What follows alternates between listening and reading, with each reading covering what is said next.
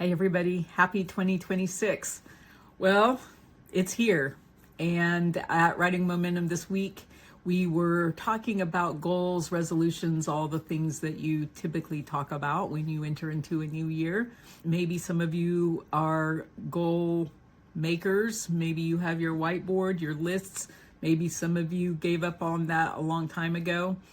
We're talking about the idea of resolutions versus intention and how perhaps intention might be a better way of thinking about our goals. I gave the example of something that isn't original to me. I was listening to the guy that wrote the book Atomic Habits and how people who are trying to, for instance, run a mile or a marathon have better success if instead of setting goals, they create environments conducive to achieving. The example I gave was if I'm trying to run 3 miles, which I did many years back and totally failed. The idea was I was trying to get in shape and I thought running would be ideal. When I failed, I gave up on exercise completely for a little while.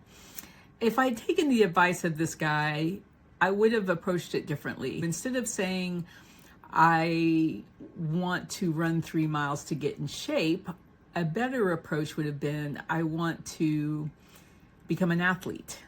An athlete can be many things. I could be an athlete just by doing jump squats. Athletes do more than just set goals. They create environments to reach those goals. They run, but also do stretches, drink protein shakes, and get gear to run in the cold and the heat. They have created environments to be successful at what they want. If we take that into the writing community, how do I do that for myself? We can have intentions, for example, the goal of writing the rest of our book this year. The intention can be to work like a professional writer and call myself a writer.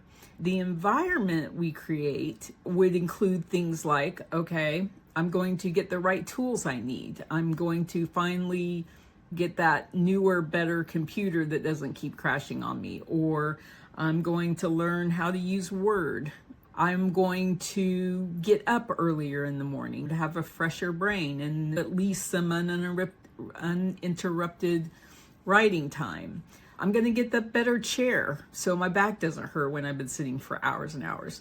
These types of things that we can do as writers will help us succeed in our intentions and goals.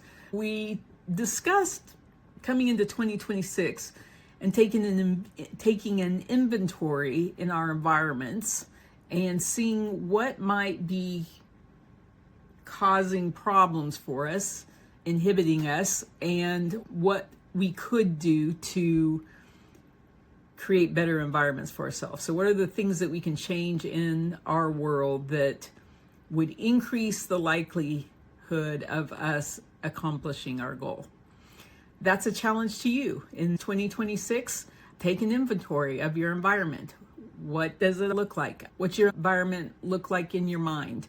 Are you trash talking yourself or being kind to yourself? Are you feeding this with good things that are going to create a great creative environment?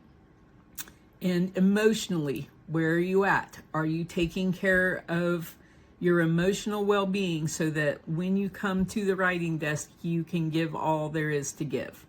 And your physical environment, what can you do around you? Who can you place around you? What can you eat that will fuel a good creative session? These are good things to do at the beginning of the year. I'm not a goal maker. I'm usually behind on my year before goals, so it never does me any good to make new goals. But I can come into 2026 with good intentions for my writing life and the things I want to accomplish. We're going to do this together. Thank you for being a part of our community, and we look forward to hearing what you're going to be doing with your new environment.